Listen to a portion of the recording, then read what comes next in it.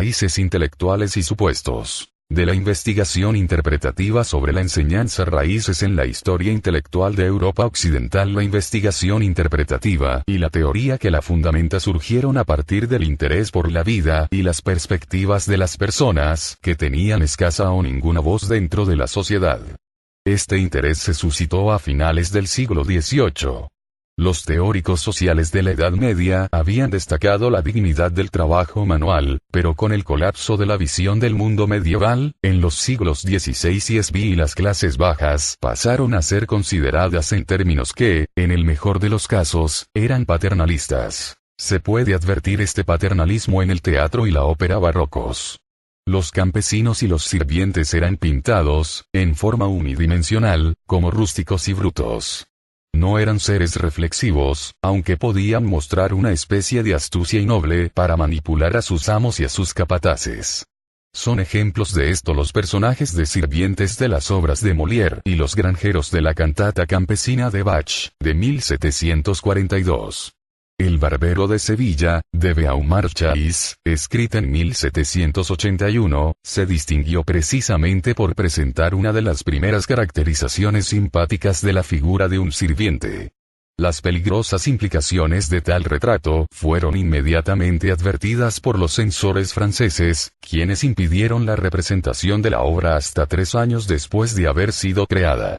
La perspectiva presentada en El Barbero de Sevilla había sido precedida en Francia por las obras de Rousseau, mientras que en Inglaterra la anticiparon los novelistas de mediados del siglo XX. El interés de los intelectuales por el universo de vida Levensuelt, de los pobres, en especial de los campesinos pobres, continuó creciendo a principios del siglo XIX, tal como lo muestra el ejemplo de los hermanos Grimm, quienes recrearon el folclore de los campesinos alemanes.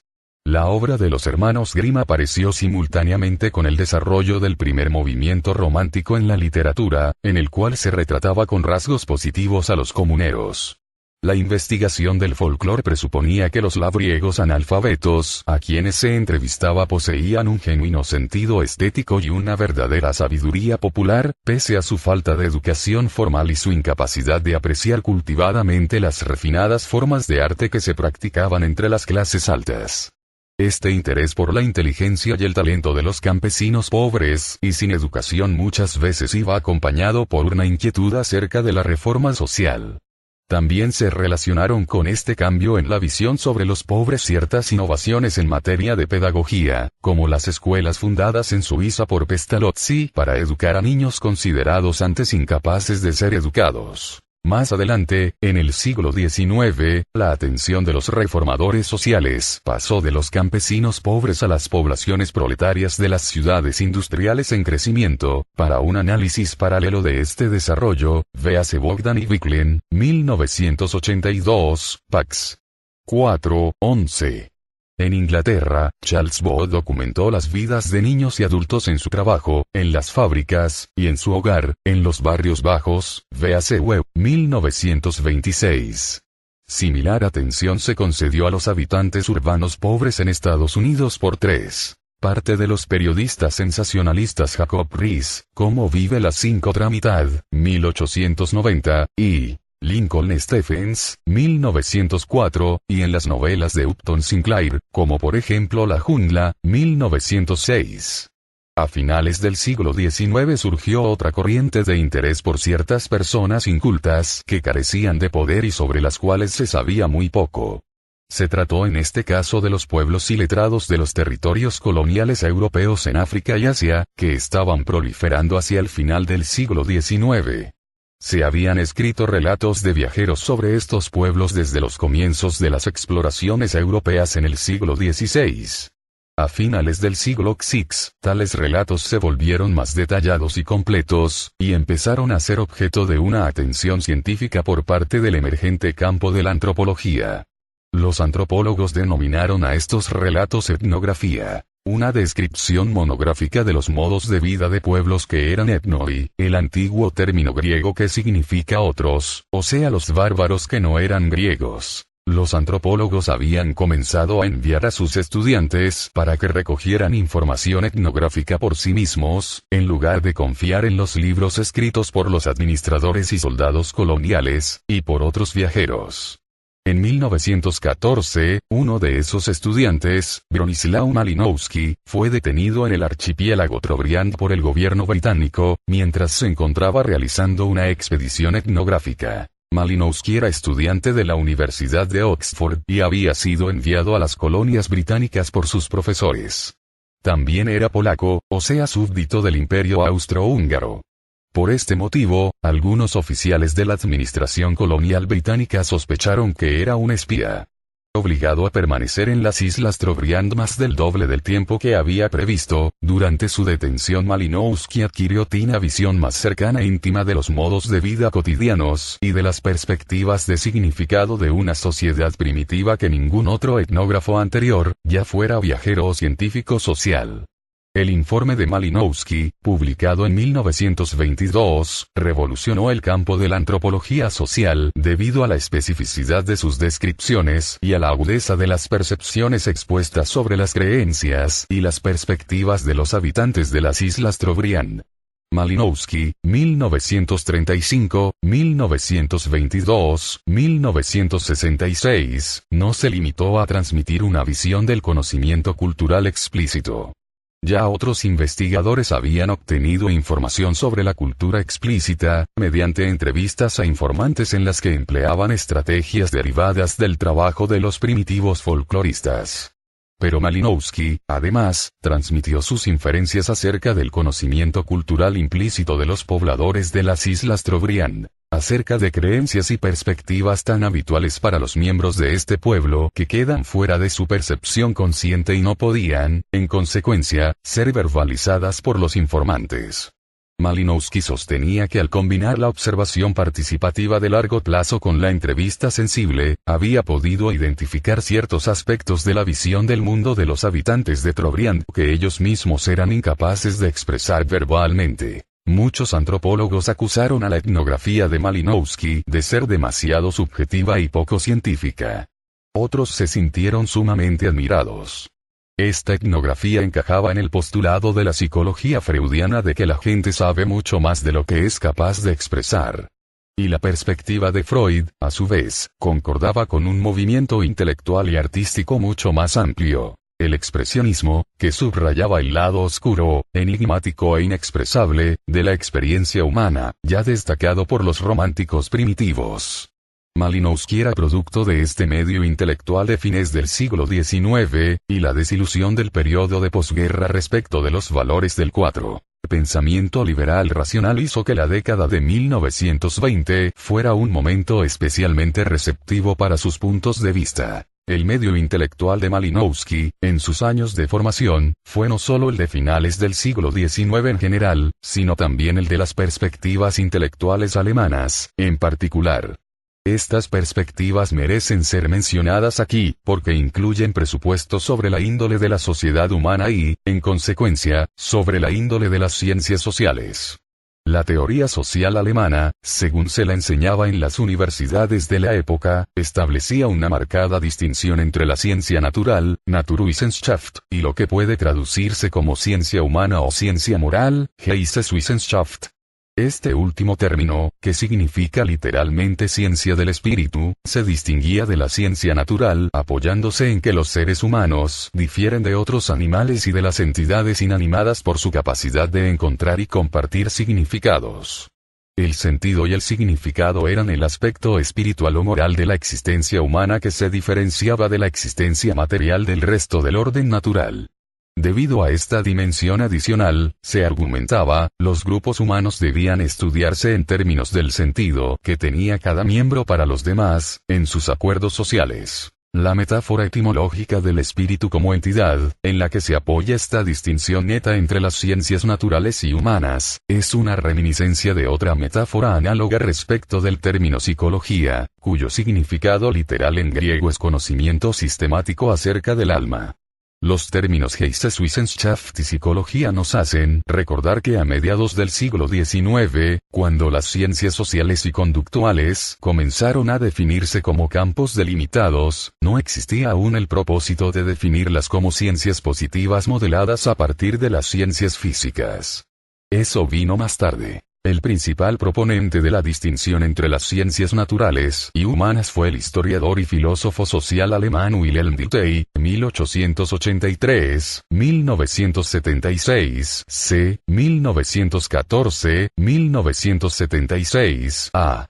Dilthey argumentó, 1914-1976, b. que los métodos de las ciencias humanas debían ser interpretativos o hermenéuticos, del término griego que significa intérprete, con el fin de descubrir y comunicar las perspectivas de significado de las personas estudiadas, tal como hace un intérprete cuando traduce el discurso de un hablante o un escritor. La posición de Dilthey fue adoptada por muchos científicos sociales y filósofos alemanes posteriores, entre los que se destacan Weber, 1922-1978, y Husserl, 1936-1970. Un contemporáneo de Dilthey, Marx, también asumió un punto de vista similar, principalmente en sus primeros escritos, como por ejemplo las tesis sobre Feuerbach, 1959 ed. Pese a su insistencia en las condiciones materiales como determinantes de normas, creencias y valores, una preocupación central de Marx fue el contenido de las perspectivas de significado así determinadas. En efecto, un postulado fundamental de Marx es la inserción histórica de la conciencia. El supuesto de que la visión que tiene el hombre de sí mismo y del mundo está profundamente configurada en y a través de las circunstancias concretas de la vida cotidiana en su situación de vida específica.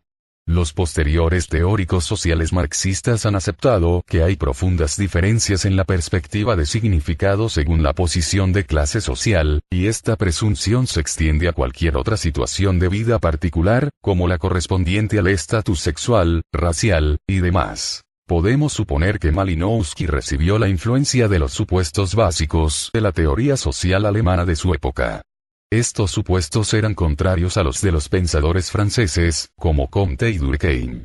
Comte, a mediados del siglo XIX, propuso una ciencia positivista de la sociedad, modelada a partir de las ciencias 5 físicas, en la cual se presuponía la existencia de relaciones causales análogas a las de la mecánica de la física de Newton. Comte, 1875-1968. Durkheim, discípulo de Comte, puede o no haber adoptado la metáfora de la sociedad como máquina, pero a fin de contradecir la noción de que el individuo es la unidad fundamental de la sociedad, argumentó que la sociedad debe ser tratada como una entidad en sí misma, como una realidad sui generis. Es lícito interpretar esta posición como una visión de la sociedad como organismo o máquina. En todo caso, lo fundamental para Durkheim no eran las perspectivas de significado de los actores en la sociedad, sino los hechos sociales constituidos por su conducta. Durkheim, 1895-1958. Esto se opone a la tradición intelectual alemana en materia de teoría social.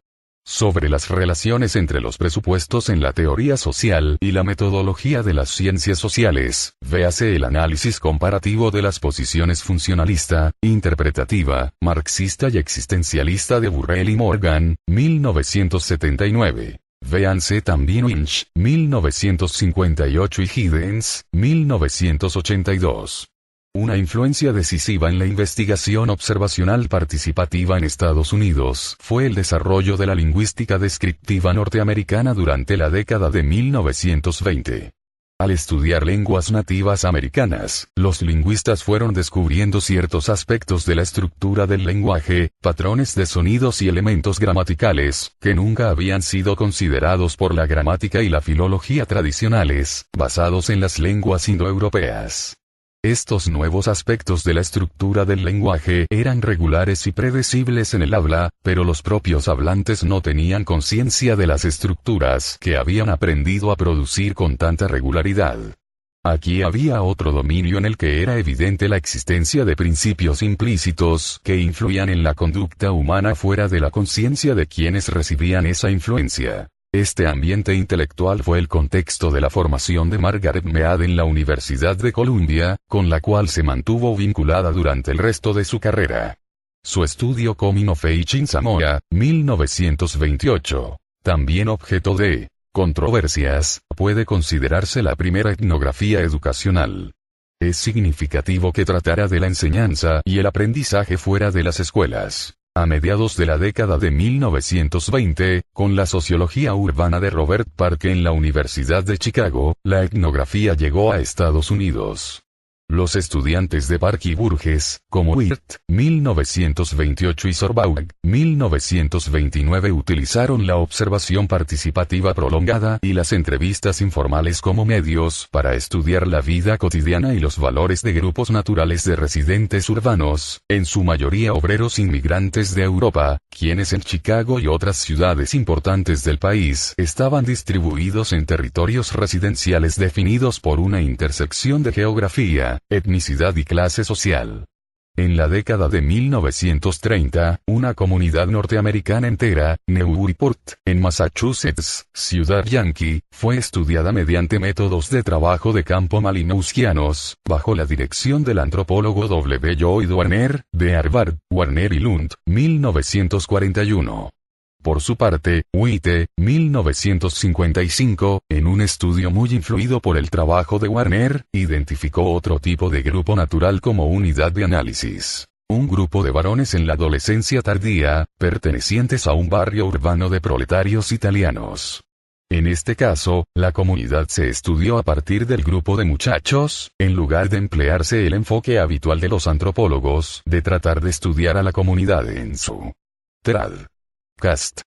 Adolescencia, sexo y cultura en Samoa, Barcelona, Planeta Agostini, 1985. 6. Conjunto, cosa que Witt encontró teórica y logísticamente imposible en un medio urbano. Después de la Segunda Guerra Mundial, algunos etnógrafos comenzaron a abordar directamente aspectos de la educación, orientados por Spindler, 1955, de la Universidad de Stanford, y por Kimball, 1974, del Teachers College de Columbia.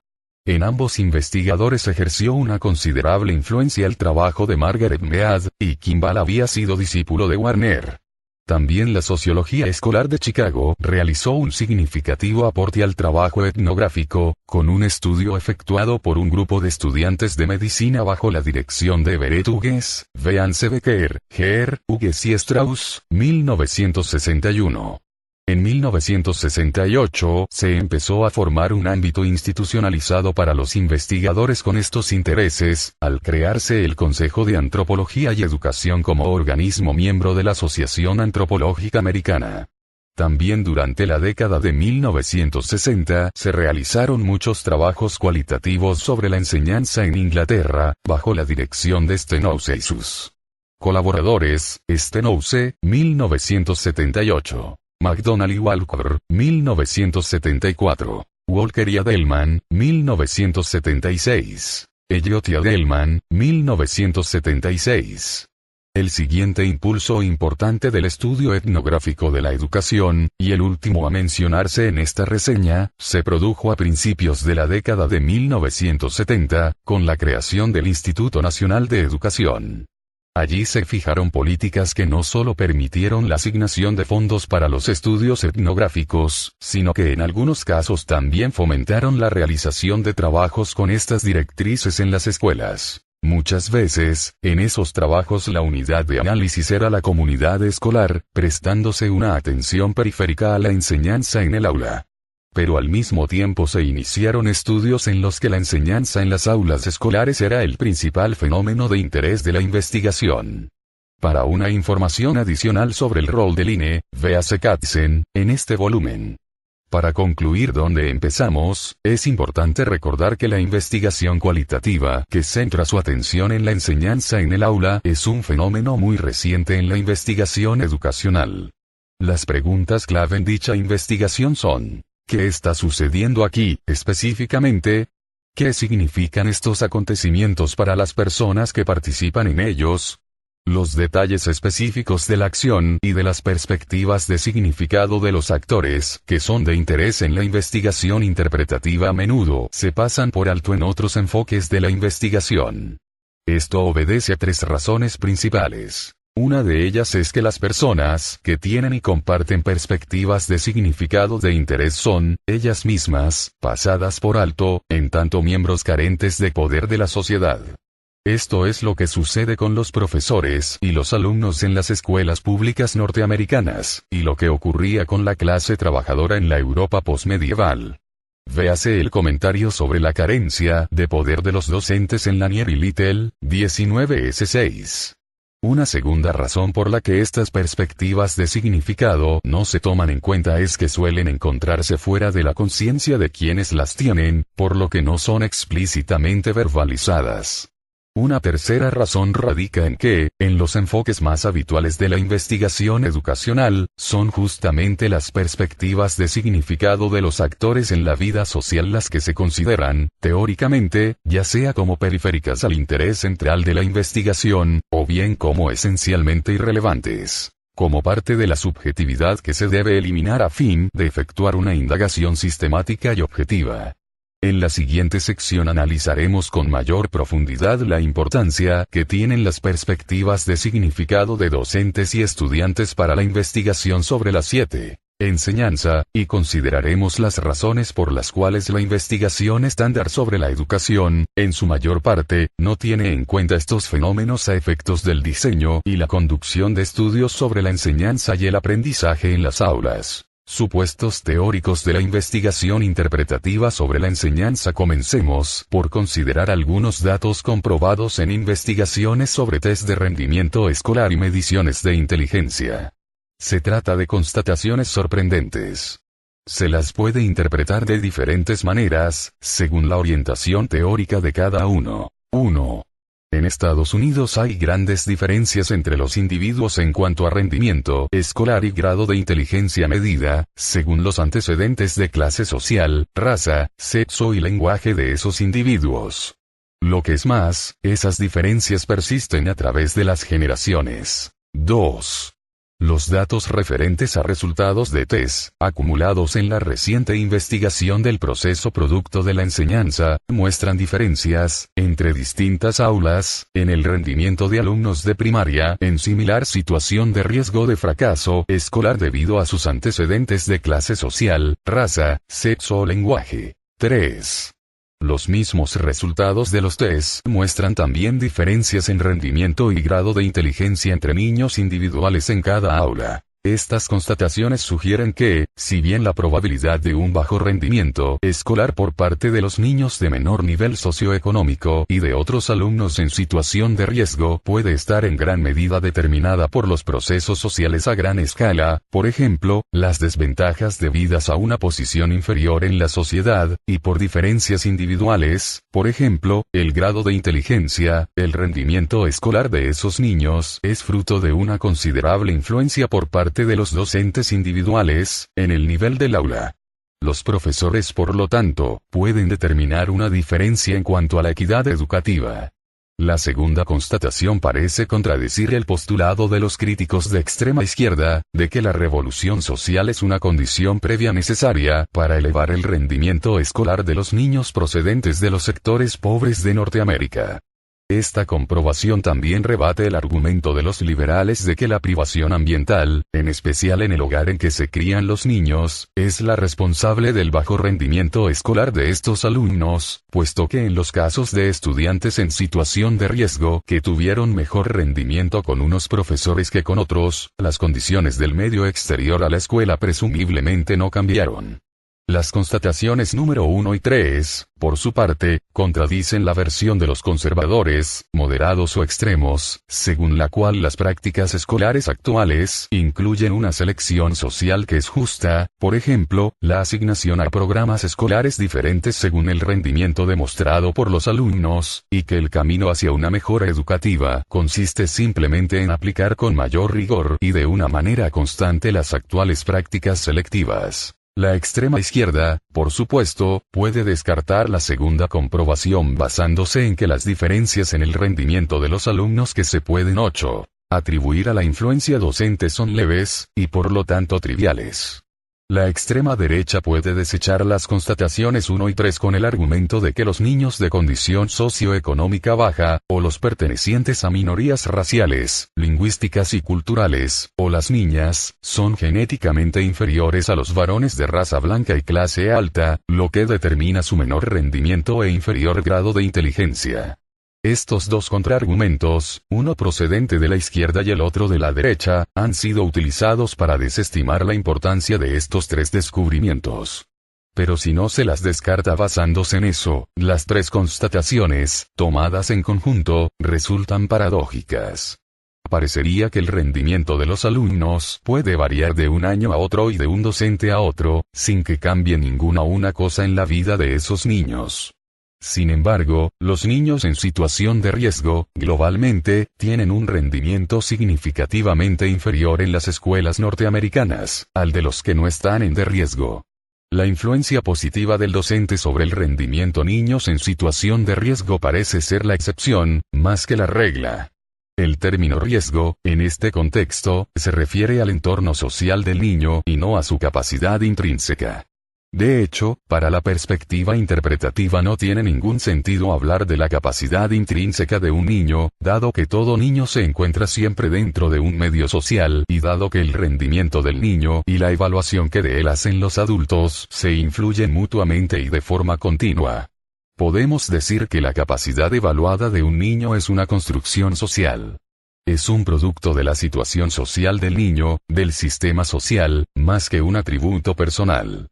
Los resultados comprobados en Estados Unidos son aún más paradójicos a la luz de los datos internacionales sobre el rendimiento escolar, véase con Berry-Keeves, 1973, Pax 251, 259, que muestran que en algunos países desarrollados, como la Bélgica de habla flamenca, Italia, Suecia y Finlandia, la correlación entre la pertenencia a determinada clase social y el rendimiento en la escuela es mucho menor que en Estados Unidos o en Gran Bretaña, y que en Japón esa correlación, si bien no es tan baja como en los países europeos mencionados, es también menor que en Estados Unidos y Gran Bretaña. ¿Cómo se puede explicar que los datos obtenidos indiquen la existencia de estos patrones? Es diferente la construcción social del rendimiento estudiantil y de la capacidad evaluada en Italia que en Estados Unidos.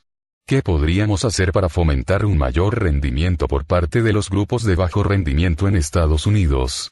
¿Cómo podremos comprender la naturaleza de la enseñanza a la luz de estas comprobaciones? Los datos, por sí solos, no nos lo dicen. Hay que interpretarlos en el contexto de ciertas presuposiciones teóricas acerca de la naturaleza de las escuelas, la enseñanza, los niños y la vida en el aula, y acerca de la naturaleza de la causalidad en la vida social humana en general. Estos supuestos, como ya dijimos, son radicalmente distintos en los enfoques estándar de la investigación sobre la enseñanza que en los enfoques interpretativos que estamos tratando en este capítulo. La principal diferencia entre el enfoque interpretativo y el estándar posiblemente radique en los respectivos supuestos acerca de la naturaleza de la causalidad en las relaciones sociales humanas. Esto se relaciona con la distinción antes establecida entre las ciencias naturales y las ciencias humanas, Naturwissenschaft y Geisteswissenschaft. En las ciencias naturales, la causalidad se puede pensar en términos mecánicos, o químicos, o biológicos. La causalidad mecánica, como en la física de Newton, se refiere a relaciones entre la fuerza y la materia y a los encadenamientos físicos a través de los cuales se ejerce la fuerza. Una bola de billar al golpear a otra, o el pistón en un motor de combustión, al vincularse mediante engranajes con el eje de transmisión.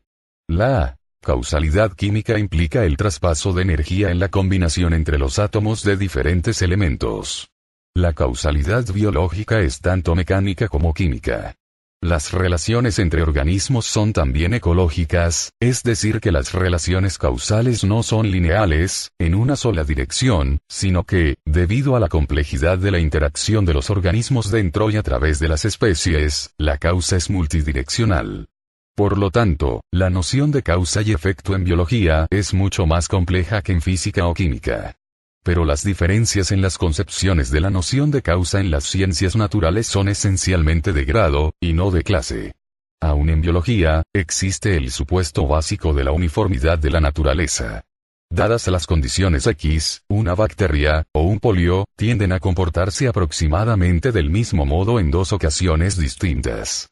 Lo mismo ocurre en la física o la química, más o menos, pese a los planteamientos post-einsteinianos. En condiciones X, una caloría de temperatura puede considerarse la misma entidad sobre la superficie del Sol y sobre la de la Tierra, y en condiciones X, un átomo de oxígeno y dos de nitrógeno se combinarán del mismo modo hoy y al día siguiente. El supuesto de la uniformidad de la naturaleza y las metáforas mecánica, química y biológica para las relaciones causales entre entidades individuales es tomada de las ciencias naturales por las ciencias sociales positivista y conductista.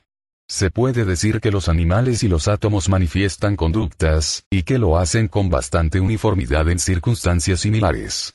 También se puede decir que los seres humanos adoptan conductas y se observa que lo hacen de modo relativamente uniforme en circunstancias similares.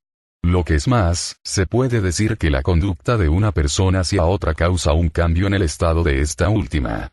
Para comprender estas relaciones causales se pueden utilizar metáforas mecánicas, químicas y ecológicas, concibiendo a los seres humanos en sociedad como una máquina, o como un organismo, o como un ecosistema de entidades inanimadas y animadas. El aula y la enseñanza han sido estudiadas desde esta perspectiva, en especial por parte de los psicólogos educativos y también de algunos sociólogos positivistas. A menudo se emplean modelos causales lineales, se observan las conductas y se deducen relaciones causales entre diversas variables conductuales. Por ejemplo, se estudian determinados patrones de preguntas o de estímulos por parte del profesor para ver si causan determinados cambios en la conducta que manifiestan los niños al ejecutar los tests. En la psicología de la educación, esta perspectiva deriva de una especie de conductismo híbrido, en el sentido de que lo que cuenta es el juicio del investigador acerca de lo que significa una conducta observable, y no las definiciones de significado de los propios actores. Estas presuposiciones conductistas acerca de los significados fijos y obvios de la acción de los profesores constituyen el fundamento del enfoque denominado del proceso producto en la investigación sobre la eficacia docente, véase Duncan y Vidle, 1974, que al principio era correlacional y más tarde se hizo experimental. En la sociología de la educación surgió una perspectiva análoga a partir del vuelco hacia el positivismo que se produjo en la sociología norteamericana después de la Segunda Guerra Mundial. Se consideraba que los hechos sociales causaban otros hechos sociales, a través de relaciones semejantes a la del encadenamiento mecánico. Estos encadenamientos se estudiaban mediante investigaciones correlacionales a gran escala, Coleman y otros, 1966, y subsiguientes reanálisis de esos datos, Mosteller y Moynihan, 1972, y Henks y otros, 1979. 10. Las principales metáforas que guiaron la mayor parte de la investigación educacional sobre la eficacia docente y escolar desde la década de 1950 hasta finales de la de 1970 fueron la metáfora del aula como algo similar a una caja de Skinner y la metáfora de los sistemas escolares y la sociedad más amplia como algo semejante a las partes eslabonadas de una máquina de gran tamaño, internamente diferenciada. En ninguna de ambas metáforas es necesaria la noción de mente. La perspectiva fenomenológica de las personas que manifiestan las conductas observadas no forma parte de los modelos teóricos que representan esas metáforas. Los investigadores interpretativos asumen un punto de vista muy diferente sobre la naturaleza de la uniformidad y de la causa en la vida social. La uniformidad conductual cotidiana que puede observarse en un individuo, y entre distintos individuos en un grupo, no se considera la prueba de una uniformidad subyacente y esencial entre entidades, sino que se la ve como una ilusión. Una construcción social semejante a la ilusión de que la capacidad evaluada es un atributo de la persona evaluada. Los seres humanos, según la perspectiva interpretativa, crean interpretaciones significativas de los objetos físicos y conductuales que los rodean en su medio. Actuamos con respecto a los objetos que nos rodean a la luz de nuestras interpretaciones de su significación. Estas interpretaciones, una vez efectuadas, se toman como reales, como cualidades efectivas de los objetos que percibimos.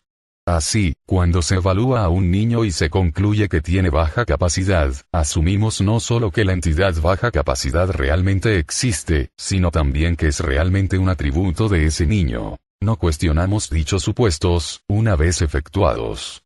No podemos hacerlo, o nos veríamos desbordados, en tanto actores en el mundo, por una infinidad de detalles ininterpretables, y nos atormentaría la necesidad de mantener en suspenso toda inferencia y presuposición. Resolvemos el problema de tener que ser, a efectos prácticos, realistas ingenuos que creen en la realidad que percibimos a primera vista dándola por descontado, haciendo continuamente el necesario acto de fe. Vemos el mundo común como si fuera real, de acuerdo con los significados que le imputamos. Estos comentarios complementan la observación efectuada en la sección anterior sobre el surgimiento de una distinción entre las ciencias naturales, Naturwissenschaften, y las ciencias humanas, Geisteswissenschaften. Esta corriente de pensamiento, expuesta por Dilthey y continuada por Weber, 1922, 1978, y Schutz, 1971, está representada actualmente en el campo de la filosofía de la ciencia social por Berger y Luckmann, 1967, Winch, 1958, y Giddens, 1976, entre muchos otros. Sin duda, hay mucha más uniformidad aparente en la vida social humana. A través de la cultura, los seres humanos comparten sistemas aprendidos para definir significados, y en situaciones dadas de acción práctica, los hombres muchas veces parecen crear similares interpretaciones de significado.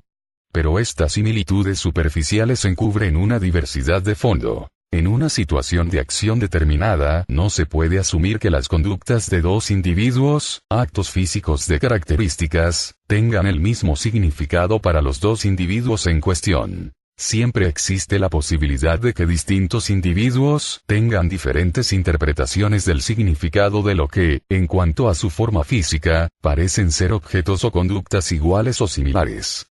Por lo tanto, una distinción analítica crucial para la investigación interpretativa en la distinción entre conducta, o sea, el acto físico, y acción, que es la conducta física más las interpretaciones de significado del actor y de aquellos con quienes éste interactúa. 11. El objeto de la investigación social interpretativa es la acción, y no la conducta. Esto se debe a las suposiciones efectuadas acerca de la naturaleza de la causa en la vida social.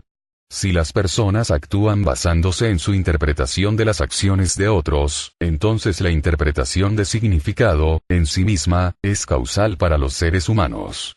Esto no se da en la naturaleza, y por eso en las ciencias naturales el significado, desde el punto de vista del actor, no es algo que el científico deba descubrir.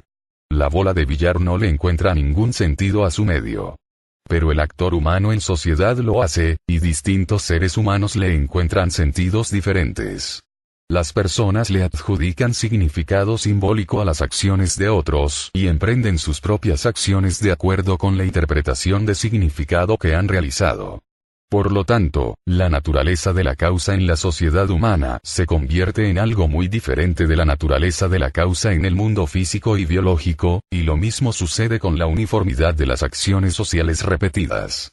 Dado que dichas acciones se basan en elecciones respecto de la interpretación de significado, siempre están abiertas a la posibilidad de una reinterpretación y de un cambio. Esto se puede comprobar mediante algunos ejemplos de acciones simbólicas, tales como las ejecuciones públicas. Una ejecución pública se efectúa con el fin no solo de castigar a un reo en particular, sino también de extraerle una confesión de culpa o remordimiento, a efectos de disuadir a otros de cometer ofensas similares. Las intenciones son tanto físicas como sociales. Matar al reo y, con ello, influir en la opinión pública. La muerte física que se produce puede considerarse el resultado de una causa física que destruye la organización bioquímica del cuerpo como sistema vivo. Las reacciones del reo y del público, en cambio, no son causadas por la intervención física misma, sino que corresponden a la interpretación de significado y emanan de los diversos puntos de vista de los diferentes actores del acontecimiento. Considérese el caso de Juana de Arco. La mano de algún soldado arrojó una tea encendida a la hoguera, cuya consiguiente combustión mató a Juana, que estaba atada a una estaca.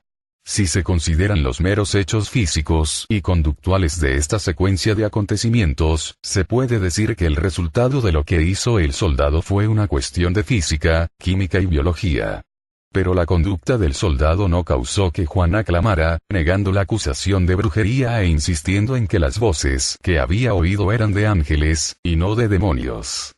Juana de Arco persistió en justificar su resistencia armada ante los ingleses, alegando que respondía a la voluntad de Dios. Dicha persistencia era una acción social, que entrañaba una elección en cuanto a la interpretación de significado. Algunos de los testigos de la escena aceptaron la interpretación de Juana, en lugar de la de sus jueces. Al difundirse la noticia de su muerte, los nobles y los comuneros franceses se unieron para intensificar su resistencia ante los ingleses. El ánimo de los franceses se elevó, en vez de decrecer, con lo que quedó frustrado el designio de la ejecución por brujería. La interpretación del significado, y no los procesos físicos o químicos, fue el verdadero elemento causal en esta secuencia de acciones y reacciones sociales. Esta interpretación era el resultado de ciertas opciones humanas, efectuadas en sucesivos eslabones de la cadena de interacción social. Si el soldado se hubiera negado a encender la hoguera por estar convencido de la inocencia de Juana, los jueces podrían haber optado por perdonarla o bien por mandar ejecutar también al soldado. Si Juana hubiera admitido ser culpable del cargo de brujería, la reacción del ejército francés podría haber sido diferente. Pero incluso si hubiera hecho una confesión pública, los testigos y el subsiguiente auditorio podrían haber desechado esa confesión, atribuyéndola al Estado 12. De apremio a que había sido sometida. Así, los franceses podrían haber continuado combatiendo contra los ingleses, enardecidos por lo que habrían visto como el símbolo de una injusticia aberrante. Podemos ver que tiene sentido sostener que la predicción y el control, en la tradición de las ciencias naturales, no son posibles cuando se trata de sistemas de relaciones en los que la causa está intermediada por sistemas de símbolos. Un mártir puede quebrar el orden simbólico de una ceremonia de degradación, volviendo la suerte en contra de aquellos cuyo designio era degradarlo. Los mártires son excepciones, pero no únicos. Ese martirio afecta en todo momento a la intrínseca fragilidad de las regularidades usuales de la vida social, basadas, como están, en elecciones de significado en la interpretación de símbolos. El caso de la ejecución de Juana de Arco demuestra cómo el hecho de encontrar el sentido de la interpretación puede considerarse fundamentalmente constitutivo de la vida social humana. Debido a este supuesto, la investigación interpretativa sostiene que la explicación causal en el dominio de la vida social humana no puede basarse exclusivamente en las similitudes observadas entre conductas anteriores y subsecuentes, incluso si la correlación entre esas conductas parece ser muy fuerte y prevalece en condiciones experimentales. En cambio, una explicación de la causa de una acción humana debe incluir la identificación de la interpretación del significado del actor. El análisis objetivo, es decir, el análisis sistemático, del significado subjetivo es, por consiguiente, esencial en la investigación social, incluyendo la investigación sobre la enseñanza, desde la perspectiva de los investigadores interpretativos. El punto de vista interpretativo lleva a que en la investigación se formulen preguntas de índole fundamentalmente distinta a la de las planteadas en las investigaciones estándar sobre la enseñanza. En lugar de indagar qué conducta de los profesores se correlaciona positivamente con el progreso de los alumnos en los test de rendimiento escolar, el investigador interpretativo pregunta: ¿cuáles son las condiciones de significado que alumnos y profesores crean juntos, en tanto algunos estudiantes parecen aprender y otros no? ¿Existen diferencias en las perspectivas de significado de docentes y alumnos en las aulas caracterizadas por un mayor rendimiento y una disposición más positiva? ¿Por qué para los estudiantes tiene sentido aprender en una situación dada y no en otra? ¿Cómo se crean y se mantienen esos sistemas de significado en la interacción diaria? Estas son preguntas de esencial importancia en el estudio de la pedagogía. Vuelven a introducir a la mente en la escena, dándole el lugar central que ahora ocupa en la psicología cognitiva. La vida mental de docentes y alumnos ha vuelto a ser crucialmente significativa para el estudio de la enseñanza. Schulman, 1981, en el primer volumen de esta obra, y desde el punto de vista interpretativo, la mente no interviene meramente como un conjunto de variables mediadoras entre las principales variables independientes y dependientes de la enseñanza. Las informaciones de entrada, inputs, y las producciones, outputs. Encontrar el sentido es la esencia de la cuestión, el medio de enseñar y aprender que es también el mensaje. La investigación de campo observacional, participativa e interpretativa, además de su interés central por la mente y por el significado subjetivo, se ocupa de la relación entre las perspectivas de significado de los actores y las circunstancias ecológicas de acción en las que estos se encuentran. Esto quiere decir que la noción de lo social es fundamental en la investigación de campo. En una exposición clásica, Weber, 1922-1978, definió así la acción social. Se puede decir que existe una relación social cuando varias personas adaptan recíprocamente su conducta con respecto al significado que le otorgan y cuando esta adaptación recíproca determina la forma que asume dicha conducta. Pag. 30. Digamos que en algún punto se sitúa una conducta. La acción social, en cambio, se sitúa en una línea, formando fila, de acuerdo con la definición de Weber, porque está significativamente orientada hacia las acciones de otros individuos en la escena, de otros que forman fila y, en el caso de una aula típica, del profesor responsable, quien ha indicado a los niños que formarán fila. Todos estos otros individuos que están en escena son parte de la ecología social del ego. Las pautas de esa ecología se definen a través de acuerdos culturales, implícitos y explícitos, acerca de las relaciones de los correspondientes derechos y obligaciones, así como a través de conflictos de intereses entre individuos y grupos por el acceso a determinados derechos. Así, por ejemplo, en la escena de la fila, los derechos oficiales de la persona que ocupa la posición de docente difieren de los derechos de las personas que ocupan la posición de estudiante. Además, hay una diferencia adicional en los derechos y obligaciones, la que existe entre el conjunto oficial, formal, de derechos y obligaciones y el conjunto no oficial. Oficialmente, todos los niños de la fila tienen la obligación de obedecer la orden del profesor de formar fila, pero extraoficialmente, algunos niños pueden tener el derecho de obedecerla con menos rigurosidad que otros. Estas diferencias entre los niños se pueden considerar como un sistema informal y extraoficial dentro del cual la categoría, la posición del individuo en relación con los demás, y el rol, el conjunto de derechos y obligaciones correspondientes a una determinada posición, se definen de un modo distinto que en el sistema formal y oficial. Un supuesto básico en la teoría interpretativa de la organización social es que los sistemas formal e informal operan de manera simultánea, es decir que las personas, en su vida cotidiana, actúan juntas en términos tanto de las definiciones oficiales como de las extraoficiales del estatus y el rol. Una crítica fundamental al enfoque estándar de la enseñanza que se deriva de este supuesto teórico es que, en la medida en que los roles de docente y de estudiante se explican dentro de las categorías codificadoras predeterminadas según las cuales se efectúa la observación del aula, el sistema de categorías no toma en cuenta las dimensiones informales y extraoficiales del rol y el estatus en el aula. Esto implica no solo pasar por alto la ironía y el humor de la paradójica mezcla de las dos dimensiones de la vida en el aula, sino también pasar por alto la esencia de la organización social y cognitiva de un aula como ambiente de aprendizaje. Las aulas, al igual que todos los medios en las organizaciones formales, son lugares en los que continuamente se entretejen los sistemas formal e informal. La enseñanza, en tanto rectora de la instrucción, consiste en manejar la urdimbre y la trama de ambas dimensiones al tratar con los niños y con su contacto con la materia enseñada.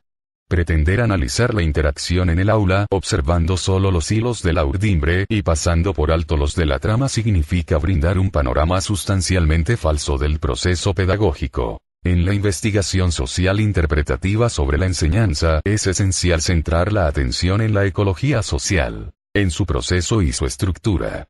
El investigador procura comprender los modos en los que docentes y estudiantes, en sus acciones conjuntas, constituyen ambientes unos para otros. El investigador de campo centra su atención en esto cuando observa un aula, y hace anotaciones que registran la organización social y cultural de los hechos observados, en el supuesto de que la organización del significado en acción es a la vez el ambiente de aprendizaje y el contenido a aprender. 14. Todos los grupos humanos tienen alguna forma de organización social.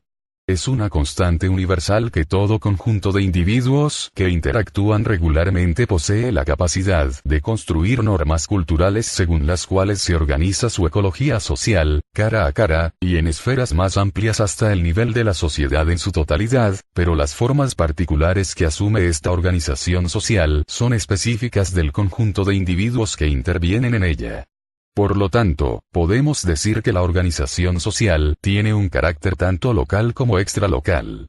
Consideremos primero la naturaleza local de la organización social y luego su naturaleza extralocal. La investigación social interpretativa parte de la base de que los significados en acción compartidos por los miembros de un conjunto de individuos que interactúan en forma intermitente a través del tiempo son locales por lo menos en dos sentidos.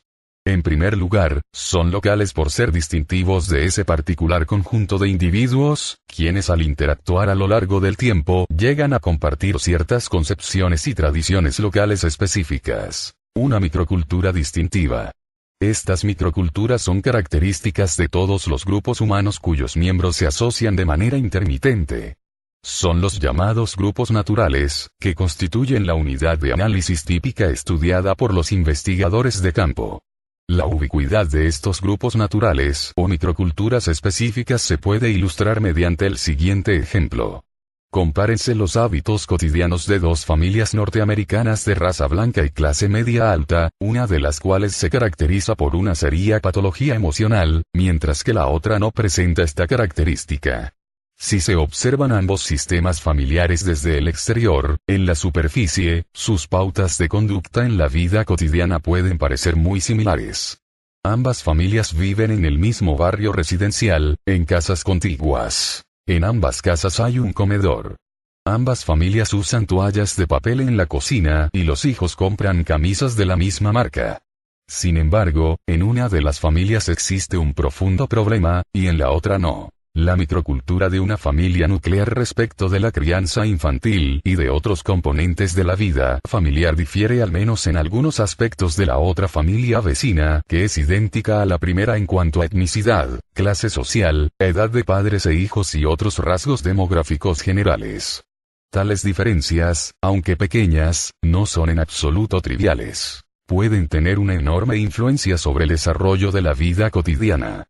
Esto se comprueba en la experiencia personal del matrimonio, en la que cada persona aprende que su cónyuge y sus parientes políticos parten de supuestos algo diferentes de los suyos acerca del normal desarrollo de la vida cotidiana, y que estos otros individuos pueden estar igualmente convencidos de que sus propios modos habituales de hacer las cosas son esencialmente correctos. Lo mismo sucede en las aulas escolares. Los investigadores interpretativos presumen que habrá microculturas diferentes entre una aula y otra, independientemente del grado de similitud existente entre ambas aulas en cuanto a los rasgos demográficos generales. Las dos aulas pueden ser contiguas o encontrarse una frente a otra, en el mismo pasillo. Así como las familias vecinas presentaban diferencias, también dos aulas pueden diferir en las perspectivas de significado del profesor y los alumnos, pese a tener similitudes superficiales.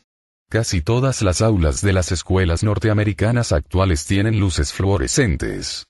Las ordenanzas relativas a la cantidad de espacio que debe suministrarse para un número dado de alumnos hacen que todas las aulas tengan aproximadamente el mismo tamaño. Otras ordenanzas indican cuántos adultos debe haber cada tantos niños, determinando proporciones similares en todas las aulas. Al entrar en casi cualquier aula escolar, se verán manuales de aritmética, una colección de lecturas básicas, una pizarra, hojas de carpeta, algunos libros, lápices de colores, goma de pegar y tijeras. Se imparte aproximadamente el mismo nivel de conocimientos, en los diversos grados, a lo largo de todo el país. ¿Cómo se explica, entonces, que existan diferencias sustanciales en los patrones de rendimiento del alumnado entre distintas aulas? Es posible que las diferencias de organización que deben interesarnos sean, en realidad, mínimas y esencialmente locales. Pequeñas diferencias en la vida cotidiana del aula que determinan una gran diferencia en cuanto al aprendizaje de los estudiantes, o perspectivas de significación sutilmente distintas que hacen que para los alumnos tenga sentido aprender en un aula y no tenga sentido aprender en otra aula, desde el punto de vista del alumno. Los significados en acción son considerados locales por algunos investigadores interpretativos en un segundo sentido, más radical que el primero. El referente al carácter local de la ejecución momento a momento de la acción social en el tiempo real. La ejecución de la acción de desayunar en una familia es diferente hoy que ayer, y en la conversación sostenida durante el desayuno, el contenido y el proceso del turno de hablar de una persona y la reacción de los oyentes a lo que se dice serán diferentes a los del siguiente turno y la correspondiente reacción de los oyentes. La vida se renueva continuamente, aun en los hechos habituales más reiterativos. Se supone que esto mismo sucede también en las aulas escolares. La investigación positivista sobre la enseñanza parte del supuesto de que la historia se repite y lo que se aprende de los hechos pasados puede generalizarse a los hechos futuros, en el mismo sitio y en sitios diferentes. Los investigadores interpretativos son más cautos en sus presuposiciones. Observan, como los docentes experimentados, que el grupo de lectura de ayer no fue exactamente el mismo que hoy, y que este momento en el grupo de lectura no es igual que el siguiente. Lo que constituye la acción social apropiada e inteligible en las aulas, y en todos los demás grupos naturales humanos, es la capacidad de un conjunto de individuos de vivir juntos el momento presente, reaccionando al momento apenas pasado y esperando que llegue el próximo. Este es el mundo de la experiencia vivida, el mundo de vida, Lebenswelt. El mundo de vida del profesor y los alumnos en un aula es el del momento presente. Juntos recorren el momento presente, a través del tiempo, como esquiadores acuáticos que remontan juntos una ola, con los brazos enlazados. Es un acto de delicado equilibrio interaccional. Si algún miembro del conjunto se tambalea o tropieza, todos los demás resultan afectados. Cada individuo del conjunto tiene un particular punto de vista desde el interior de la acción, a medida que ésta cambia de un momento al siguiente. Durante el transcurso de la ejecución de ciertos tipos reiterativos de acontecimientos, por ejemplo, el desayuno o la clase de matemáticas, algunas de estas perspectivas individuales pasan a ser intersubjetivamente compartidas por los miembros del conjunto interactuante. Cada miembro se va aproximando a las perspectivas de los demás, produciéndose una relativa correspondencia entre los distintos puntos de vista individuales, aunque estos no son idénticos. Pero como cada individuo del conjunto es único, el contenido específico de las nociones compartidas en cualquier momento dado y en diferentes momentos y días es exclusivo de ese conjunto particular de individuos. Así, dentro de un momento dado en la ejecución de un hecho y durante el transcurso global de la vida compartida, ciertos conjuntos particulares de individuos llegan a adquirir significados en acción locales y distintivos. Estos significados son también de origen extralocal. Las relaciones sociales cara a cara tienen, sin duda, una vida propia, pero los materiales con que se construye esa vida 16. No son todos creados en el momento, dentro de la escena. Una influencia extralocal sobre la acción local es la cultura, que en términos cognitivos puede definirse como una serie de pautas aprendidas y compartidas para percibir, creer, actuar y evaluar las acciones de otros. Véase el análisis de Goldenow, 1981, Pax 62 y siguientes. El aprendizaje cultural marca profundamente lo que advertimos y lo que creemos, en niveles exteriores a la percepción consciente y dentro de la conciencia. Los alumnos de una aula norteamericana común hablan en inglés, un sistema de lenguaje culturalmente aprendido que los conecta con la vida de otros, a través del espacio y el tiempo, remontándose hasta antes de la conquista normanda. Gran parte de lo que saben acerca del lenguaje está fuera de su percepción consciente. Los niños llegan a la escuela sabiendo cómo usar construcciones gramaticales de las cuales solo adquieren una percepción consciente y reflexiva tras algunos años de escolaridad. Los estudiantes en las aulas norteamericanas aprenden una particular tradición de razonamiento matemático y un sistema de símbolos aritméticos originado en Arabia. Estas tradiciones culturales son extralocales en cuanto a su procedencia. Otra forma de influencia extralocal es la percepción que tienen los miembros locales de los intereses o las restricciones que prevalecen en el mundo más allá del horizonte de sus relaciones cara a cara. En un aula escolar, estas influencias pueden provenir del profesor del aula contigua, de los padres, del director de la escuela, de los procedimientos institucionalizados por las autoridades para asignar recursos especiales a las aulas. Existe, sin duda, una estructura social dentro de la cual está inserta la vida en el aula.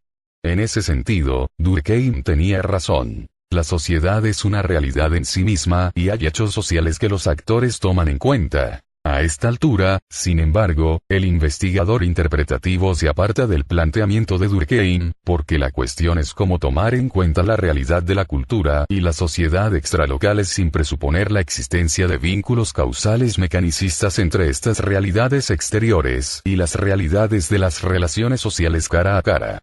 La investigación interpretativa toma una posición algo nominalista respecto de este aspecto ontológico. La sociedad y la cultura existen, efectivamente, pero no en un estado reificado. La pertenencia a una clase social, por ejemplo, no causa cierto rendimiento escolar, sino que éste es influido por personas, en ocasiones interaccionales específicas. La estructura del sistema del idioma inglés no causa el modo en que hablan las personas concretas, sino que cada hablante hace uso del sistema de modos individualmente distintos. La notificación que envía el director de la escuela para avisar que se debe hacer un test de rendimiento el viernes por la mañana no causa los movimientos de la mano del profesor al distribuir las hojas del test. Esa conducta es el resultado de ciertas interpretaciones de significación y ciertas opciones, deliberadas y no deliberadas, que ha efectuado el docente, incluyendo la opción de no desatender las instrucciones contenidas en la notificación. La tarea de la investigación interpretativa, por lo tanto, radica en descubrir los modos específicos en los que las formas locales y extralocales de organización social y de cultura se relacionan con las actividades de las personas específicas al efectuar opciones y realizar juntas una acción social. En el caso de la investigación en el aula, esto implica descubrir de qué manera las opciones y las acciones de todos los miembros constituyen un currículum llevado a la práctica. Un ambiente de aprendizaje. En su interacción conjunta, los profesores y los alumnos son capaces de a. Hacer uso de significados aprendidos, adquiridos y compartidos a través de la aculturación, no solo el sistema matemático y el del lenguaje, sino también otros sistemas tales como ideología política, subculturas étnicas y de clase. 17. Presuposiciones sobre roles sexuales, definiciones de las correctas relaciones de rol entre adultos y niños, y demás. B. Tomar en cuenta las acciones de otros fuera de la escena inmediata, encontrándoles el sentido como puntos estructurales, o mejor aún, como fuentes de producción, alrededor de los cuales pueden construir una acción local. C. Aprender nuevos significados culturalmente compartidos a través de la interacción cara a cara, y D. Crear significados, dadas las exigencias singulares de la acción práctica en ese momento. Algunas de estas soluciones emergentes pasan a institucionalizarse como tradiciones locales distintivas.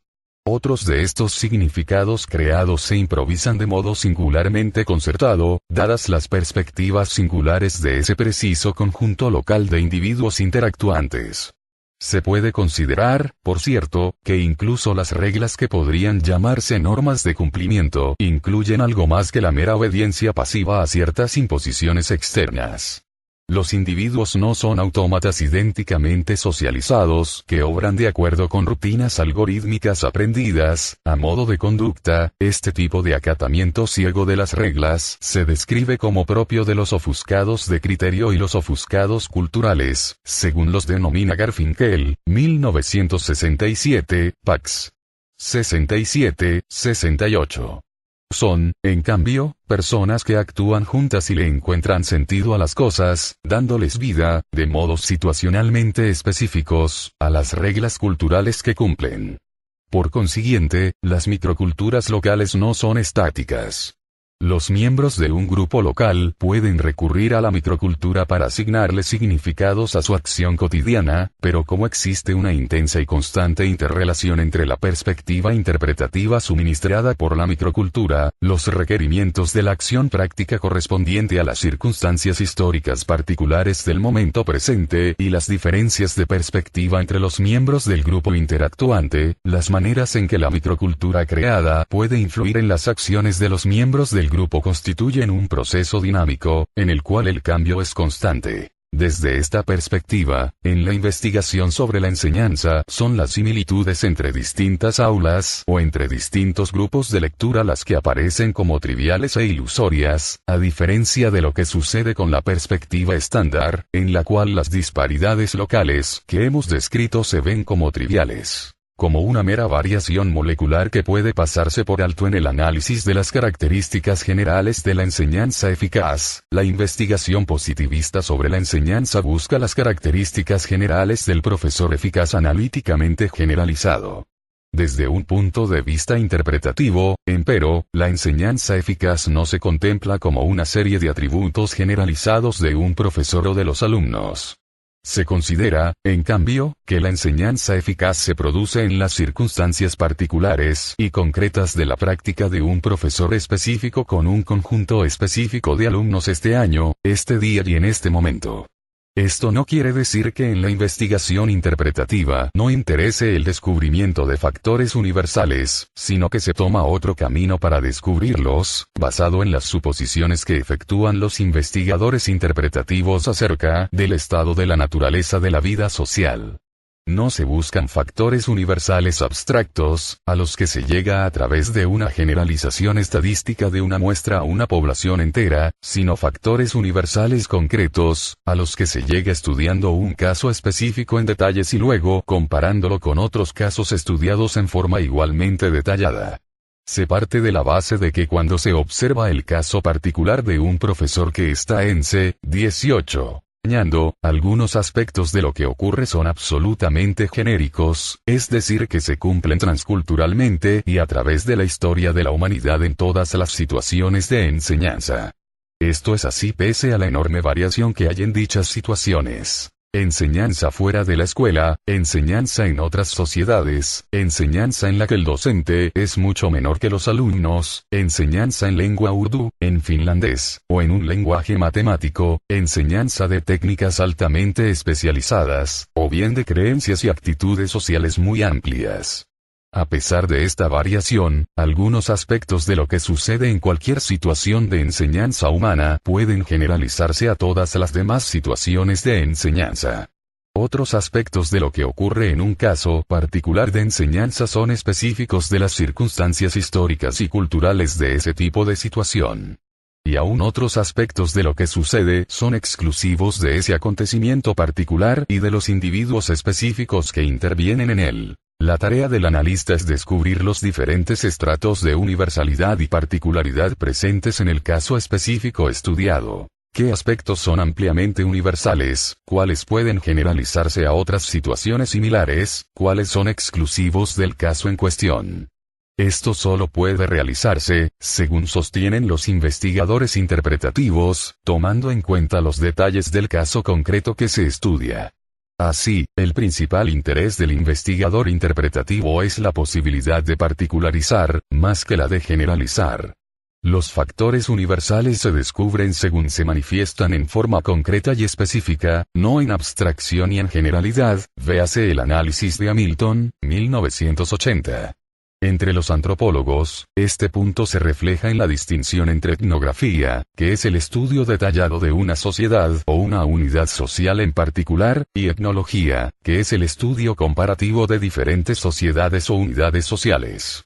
La base para una comparación válida, sin embargo, son los datos encontrados mediante estudios de casos etnográficos detallados, y no los procedentes de encuestas. Véase el comentario de IME 5, 1982, quien afirma que la etnología educacional, más que la etnografía, es la tarea fundamental para la investigación de campo interpretativa en la esfera de la educación. En el terreno de la lingüística, del que proviene el término universal concreto, se insiste en establecer una distinción entre rasgos estructurales universales y específicos de las lenguas humanas. No se puede estudiar el tema del lenguaje humano en general. En la naturaleza solo se encuentran lenguajes humanos específicos. Únicamente a través de un conocimiento detallado del funcionamiento de una lengua específica, seguido de un análisis comparativo de cada lengua considerada como un sistema por derecho propio, es posible distinguir lo que es universal de lo que es específico de un lenguaje dado.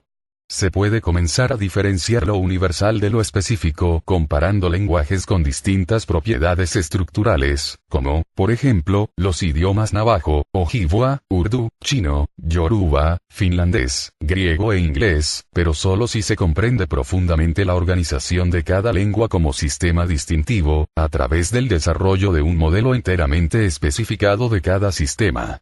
Un modelo parcial de cada sistema y un procedimiento de muestreo que seleccionará al azar algunas oraciones de cada una de las lenguas no constituiría una base empírica adecuada para el estudio de las lenguas humanas como categoría general. En la investigación social interpretativa sobre la enseñanza, hay que decir que lo mismo sucede en el caso de los profesores y las aulas. Cada instancia de lo que sucede en un aula se considera un sistema único y exclusivo, que no obstante exhibe ciertas propiedades universales de la enseñanza. Pero estas propiedades se manifiestan en lo concreto, y no en lo abstracto. Estos factores universales concretos deben estudiarse cada uno por sí mismo. Esto no implica, necesariamente, estudiar las aulas una por una. Pero sí implica que el descubrimiento de modelos totalmente especificados de la organización de la enseñanza y el aprendizaje en una aula dada debe preceder a la prueba de generalizar esos modelos para otras aulas. La paradoja es que, para lograr el descubrimiento válido de propiedades universales, es necesario mantenerse muy cerca de los casos concretos. Para los investigadores interpretativos, por lo tanto, parece resultar inapropiado el interés en la producción de conocimientos generalizables que caracteriza a la investigación proceso-producto sobre la enseñanza. La siguiente cita de Brock.I, 1979, ilustra el modo en que el interés por la generalización impulsa la tendencia hacia la investigación del proceso-producto. Un estudio que abarca 20 aulas observadas durante 20 horas cada una será casi sin duda más valioso que un estudio de una sola aula durante 400 horas, o que otro de 400 aulas durante una hora cada una, siendo idénticos los demás factores, como la complejidad de diseño de la investigación, por ejemplo PAG 743. Esto solo sería cierto si se hubieran desarrollado modelos totalmente especificados y si las aulas fueran, genéricamente, lo bastante similares como para que las sutiles variaciones existentes entre ellas resultaran triviales en cuanto a lo que, a falta de un término mejor, podemos llamar la organización social y cognitiva de la enseñanza y el aprendizaje. La perspectiva habitualmente aceptada de la investigación sobre la enseñanza. La historia de la perspectiva positivista habitualmente aceptada de la enseñanza durante los últimos 20 años es la de un esforzado y meritorio trabajo analítico con modelos teóricos muy parciales del proceso educativo, basado en el supuesto de que lo que era genérico en aulas diferentes aparecería en distintos estudios, y que las sutiles variaciones existentes entre diferentes aulas eran triviales y podían borrarse del análisis, atribuyéndolas a un margen de error. Este enfoque del estudio de la eficacia docente se puede considerar el resultado de que los investigadores de la educación norteamericanos hayan tomado en préstamo un modelo de investigación y desarrollo propio de la ciencia natural, empleado también con éxito en la experimentación agrícola. La investigación y el desarrollo mediante el empleo de un enfoque positivista propio de la ciencia natural son posibles en el campo de la agricultura debido a la uniformidad de los fenómenos en consideración. Si bien la composición química del suelo puede variar de un terreno a otro, y las condiciones climáticas pueden variar de un año a otro, las variables fundamentales que se consideran, componentes químicos, estructuras genéticas de las plantas, la bioquímica del metabolismo y el crecimiento vegetal, son lo bastante constantes en cuanto a su forma y lo suficientemente limitadas en su alcance como para que se puedan efectuar la investigación y el desarrollo a través de las operaciones de la medición reiterada, la predicción y la intervención experimental controlada. Este es un tipo de investigación que se realiza por medio del diseño y la puesta a prueba de tratamiento cuyos efectos se pueden controlar y cuyo funcionamiento se puede explicar haciendo referencia a un aparato teórico de leyes generales. En una primera edición del Art Book of Research on Teaching, fueron justamente esa teoría y ese tipo de diseño para la investigación los que se describieron en el capítulo introductorio redactado por Gage, 1963. El modelo positivista de la ciencia, tomado 20. En préstamo de las ciencias naturales por la psicología, cuyos fundamentos expuso en Pell en el campo de la filosofía de la ciencia, véase el comentario de Smith, 1979. El primer manual 1. Contenía lo que a partir de entonces se convirtió en el artículo clásico sobre el diseño experimental, Campbell y Stanley, 1966, según el cual era posible llevar a cabo un tipo de investigación y desarrollo similar al empleado para la agricultura. Campbell extendió estas recomendaciones en posteriores propuestas para el desarrollo de programas a gran escala. Estos consistían en intervenciones que se podían tomar como cuasi experimentos, Cook y Campbell, 1979. 25 años más tarde, parece existir tanta variación entre distintas aulas, y tanta variación en la ejecución de los propios tratamientos, que la evaluación de un programa a gran escala mediante métodos cuasi experimentales resulta muy problemática. A medida que esto se fue poniendo en evidencia, en un estudio tras otro, el propio Campbell, 1978, y Cronbach, 1975, propusieron la utilización de métodos observacionales más naturalistas. Estudios de casos efectuados por observadores participantes, o estudios de documentación, que brindarían un panorama detallado de la estructura y el proceso reales de la ejecución de un programa. Al mismo tiempo, Bronfenbrenner, 1977, estaba abogando por un enfoque ecológico del estudio del desarrollo infantil, considerando al niño en el contexto de la vida familiar y comunitaria. Estos enfoques, si bien apoyaban el uso de métodos distintos de los del experimento o la encuesta social, los test y las evaluaciones en la esfera de la educación se consideran aquí una forma de investigación basada en la encuesta, todavía no se planteaban la posibilidad de traspasar los límites del paradigma fundamental de la ciencia natural para la investigación educacional, con su presuposición acerca de la uniformidad de la naturaleza de la vida social. Algo similar a lo ocurrido con los intentos de evaluación de programas a gran escala se puede advertir en la reciente investigación sobre la eficacia docente, en la que el aula, en lugar del programa, era la unidad de análisis. Esta así llamada investigación del proceso producto, el término proviene de Duncan y Vidle, 1974, se desarrolló a finales de la década de 1960 y a principios de la de 1970, véase la reseña sobre los principales estudios en Brophy y Gold, 1986.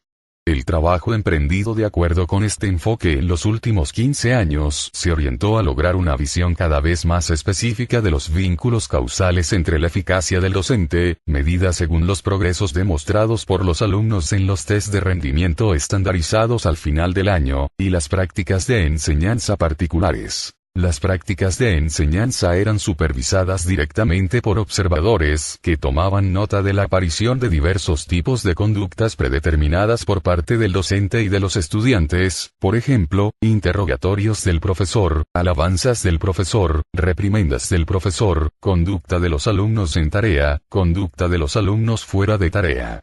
En este enfoque, denominado observación sistemática del aula, los tipos de interés para la observación eran elegidos de acuerdo con su significación teórica.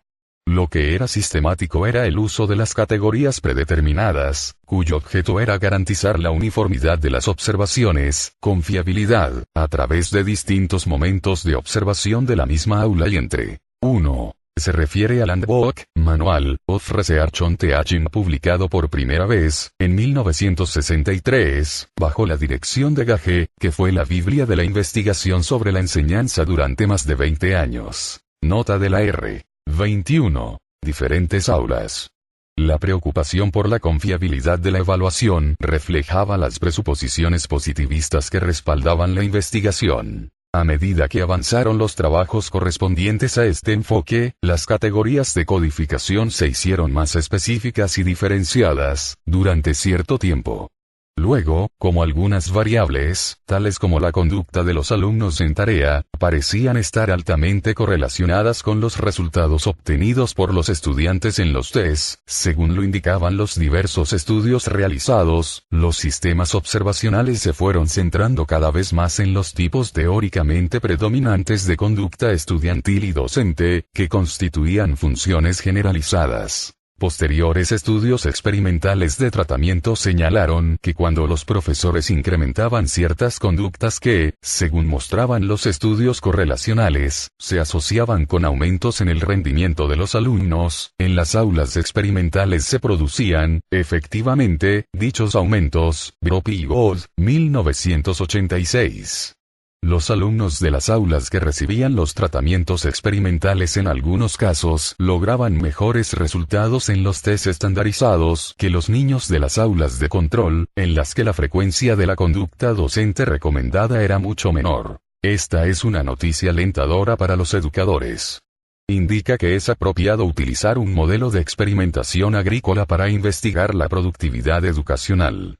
En este modelo, el docente, como la madre naturaleza, suministra el fertilizante, la luz y el agua que hacen posible que los alumnos, como las plantas, crezcan robustos y lozanos. Todo esto parece muy claro. ¿Por qué, entonces, habría de ser necesaria cualquier otra forma de investigación sobre la enseñanza? La investigación observacional participativa es muy trabajosa, mientras que la observación mediante el uso de categorías de codificación predeterminadas requiere mucho menos esfuerzos. Parecería no existir ninguna necesidad de recurrir a la investigación interpretativa, ni a cualquier otra.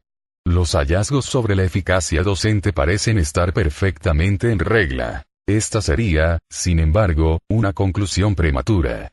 La conveniencia de utilizar la investigación interpretativa está señalada por algunas interesantes anomalías existentes en el trabajo del tipo proceso-producto. Una de estas anomalías radica en el propio corpus de datos de la investigación del proceso-producto. Al parecer, los estudios correlacionales de un mismo profesor durante distintos años escolares muestran que la estabilidad de los efectos que ejerce ese profesor sobre el rendimiento de los alumnos no es elevada. Brophy y Gold, 1986. Esto podría deberse a un número de influencias que no figuran en los cuerpos de datos correlacionales, como por ejemplo, el hecho de que los profesores enseñen de maneras algo distintas a cada nuevo grupo de alumnos, la existencia de ciertas tensiones en la vida del docente fuera de la escuela, nacimiento de un hijo, fallecimientos en la familia, divorcio, nuevo matrimonio, o bien tensiones o cambios en la propia escuela, introducción de una nueva serie de libros de lectura, cambio de director. Los datos del proceso producto no indican por qué la influencia del docente parece variar de un año a otro. Otra anomalía es que, pese a las pruebas que señalan que ciertas conductas del docente pueden influir a los alumnos para que aprendan más, y a pesar de que la experiencia muestra que se puede instruir a los docentes para que adopten dichas conductas con mayor frecuencia, estos no siempre perseveran en manifestar las conductas recomendadas. A veces lo hacen, pero otras veces no. Un ejemplo de esto es lo que sucede con respecto a la constatación de Rose, 1979, de que el hecho 22, de que el profesor espere más tiempo a que el alumno responda una pregunta produce respuestas más reflexivas de los alumnos. Se les puede explicar esto a los profesores, y adiestrarlos para que empleen pausas de espera más prolongadas, pero tras algunos meses, vuelven a utilizar pausas más breves en sus clases. Cabe preguntarse si la pausa de espera no tendrá un significado negativo para los docentes en las circunstancias concretas de dirigir las intervenciones de los alumnos en la clase. Tal significado concreto y manifiesto podría contrarrestar cualquier otro significado más abstracto y descontextualizado que pudiera tener la correlación positiva entre la pausa de espera prolongada y el aprendizaje por parte del alumno. ¿De qué manera entienden los docentes que una conducta como la pausa de espera parece ser sociolingüísticamente inapropiada? ¿Qué intuiciones prevalecen acerca de la interacción que se contraponen a la conducta de hacer pausas de espera prolongadas? ¿Cómo se podrían cambiar esas intuiciones? ¿O existe algún otro medio conductual que podría brindar una vía menos contrapuesta para llegar a los mismos fines? Estas son preguntas relativas a los aspectos específicos de la práctica que derivan de las perspectivas de la investigación interpretativa. Estos tipos de anomalías sugieren que, si bien el trabajo estándar ha aportado algunas nociones válidas acerca de las características generales de la instrucción eficaz, es muy posible que ya hayamos aprendido casi todo lo que se puede aprender mediante la aplicación de ese marco teórico de referencia y de los métodos que de él derivan. Una perspectiva interpretativa sobre la eficacia docente. El uso de categorías de codificación predeterminadas por parte de los investigadores del proceso producto presupone la uniformidad de las relaciones entre la forma de una conducta y su correspondiente significado, de modo que el observador puede reconocer el significado de una conducta cada vez que ésta se manifiesta. Imagínese a un alumno sentado en su pupitre, mirando por la ventana. ¿Qué significa esto? ¿Está el alumno ejecutando una tarea o no? Debemos deducir el significado a partir de la conducta observada. ¿Cuáles son los fundamentos para tal deducción? Cuando debe efectuarse a través de juicios instantáneos por parte de los codificadores, ¿qué pruebas tenemos de que esa deducción a partir del significado es válida? El problema esencial del enfoque estándar de la investigación observacional sobre la eficacia docente, desde una perspectiva interpretativa, es que la base de las pruebas que aporta es válida. Se toman apariencias superficiales como indicios válidos del significado intencional. En consecuencia, esos juicios observacionales supuestamente libres de inferencias son, en realidad, altamente deductivos. Una vez se han codificado los datos, no hay modo de recuperar la manifestación conductual original a fin de verificar la validez de la deducción realizada respecto del significado de la conducta en cuestión. Véase el comentario sobre este punto de Meehan, 1979. Por más sólidas que parezcan ser las correlaciones en esos cuerpos de datos, siempre hay una gran probabilidad de que sean espurias, si las relaciones entre la forma de las conductas y su significado social son tan variables como sostienen los investigadores interpretativos.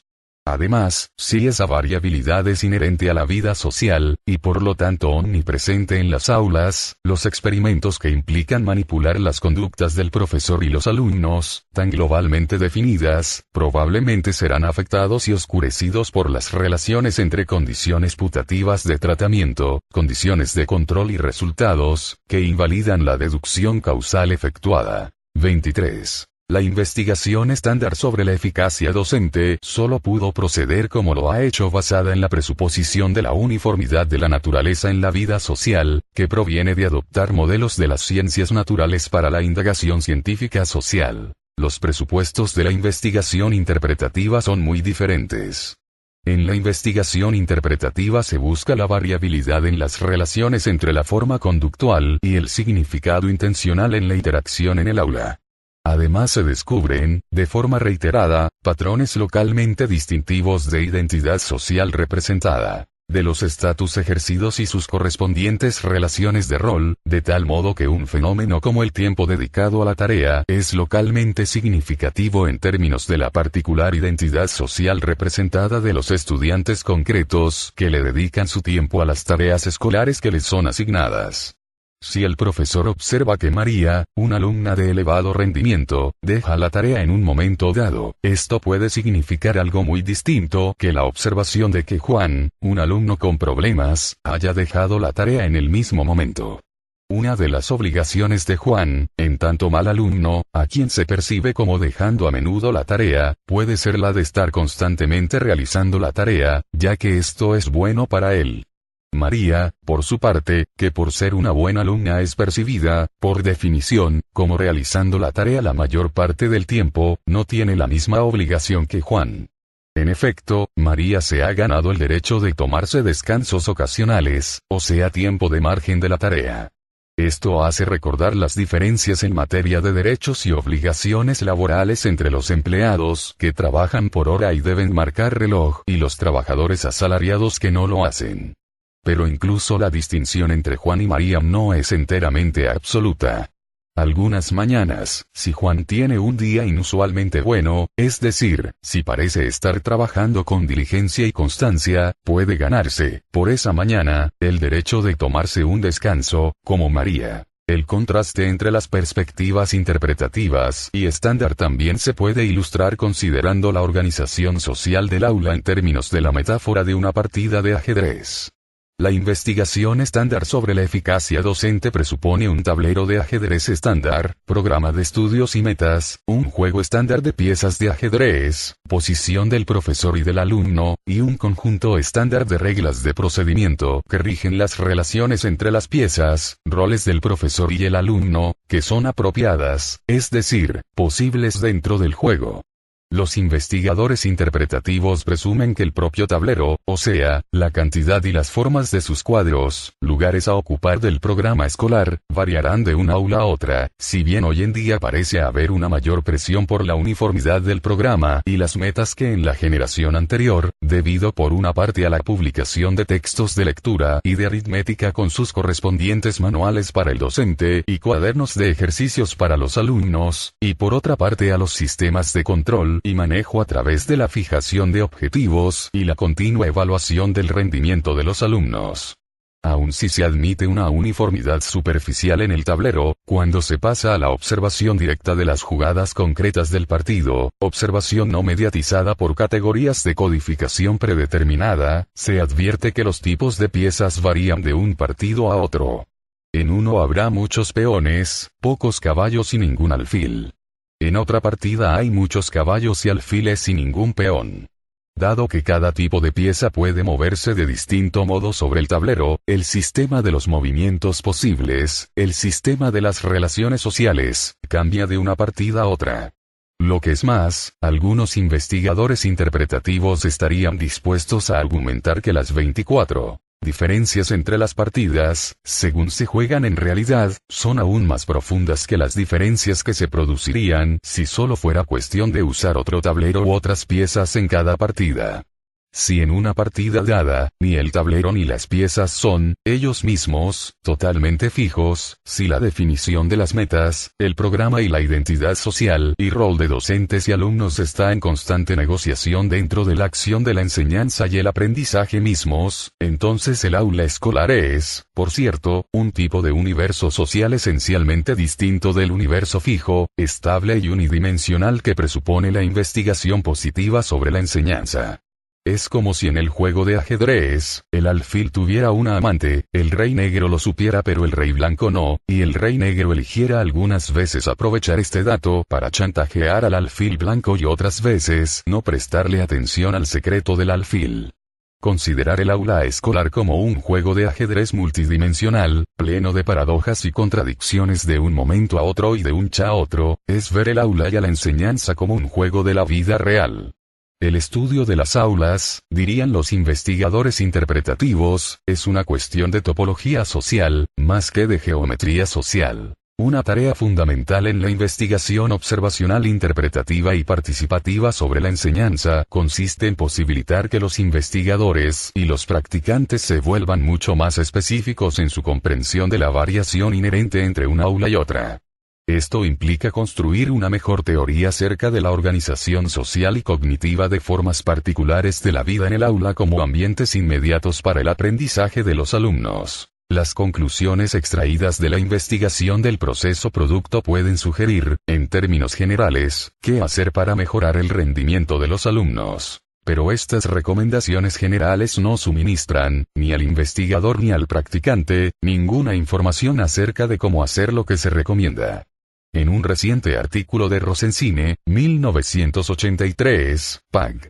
338, se dan algunos ejemplos de la conducta recomendada para la enseñanza. Proceder dando pasos breves, si es necesario, pero a un ritmo rápido. Interrogar y hacer participar abiertamente a los alumnos con mucha frecuencia. Suministrar realimentación a los alumnos, en particular cuando su producción es correcta pero vacilante. Hacer correcciones para simplificar las preguntas, guiar, explicar o repasar temas, o volver a enseñar puntos que no fueron bien aprendidos. Asegurar el cumplimiento del alumno durante el trabajo en el pupitre, por ejemplo, mediante la supervisión del profesor o el asistente. Las funciones docentes mencionadas por Rosenzweig son globales. Suministrar realimentación, simplificar las preguntas para corregir, asegurar el cumplimiento de los alumnos durante el trabajo en el pupitre, es decir, asegurar el tiempo dedicado a la tarea. Estas funciones podrían desempeñarse en una infinidad de modos diferentes, apropiada e inapropiadamente, en distintas ocasiones. Cómo determinar qué cosas serían apropiadas, y cuáles no lo serían, en casos específicos, es algo que está más allá de los límites de la investigación estándar sobre la eficacia de la enseñanza. Al considerar los aspectos relativos a la eficacia docente, los investigadores interpretativos podrían preguntar: ¿cómo se manifiesta el tiempo dedicado a la tarea, en diferentes aulas y en diferentes momentos, por parte de diferentes alumnos dentro de 25, un ámbito dado? ¿Qué es una realimentación clara, desde el punto de vista de distintos alumnos y del docente? Alguno de los posibles modos de proporcionar una realimentación clara se pone efectivamente de manifiesto en las circunstancias concretas de la comunicación cara a cara o por escrito entre profesor y alumno. Además, si las relaciones entre docente y alumno son totalmente interactivas, es decir, recíprocas como les proporcionan los alumnos una realimentación clara a los profesores, ¿cómo influyen las acciones de los alumnos sobre la productividad del profesor, o sea, el tiempo dedicado a la tarea del docente?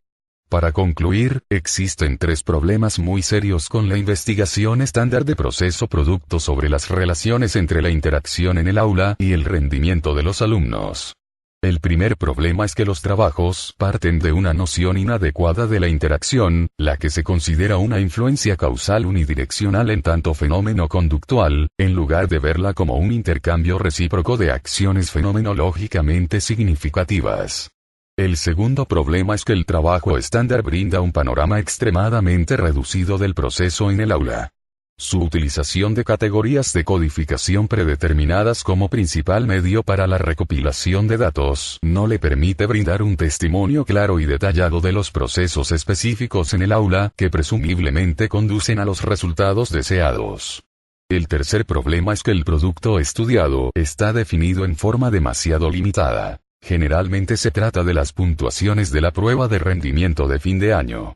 En consecuencia, como el enfoque estándar del estudio de la eficacia docente ha suministrado un panorama tan reducido y unidimensional de los procesos en el aula, de los productos del aula y de la propia interacción en el aula, es razonable suponer que todavía no está dicha la última palabra sobre este aspecto de la investigación sobre la enseñanza. Desde un punto de vista interpretativo, la eficacia docente es una cuestión propia de la naturaleza de la organización de la vida en el aula, lo que hemos denominado el currículum ejecutado, cuya construcción es, en gran medida, pero no exclusivamente, responsabilidad del profesor en cuanto líder educativo.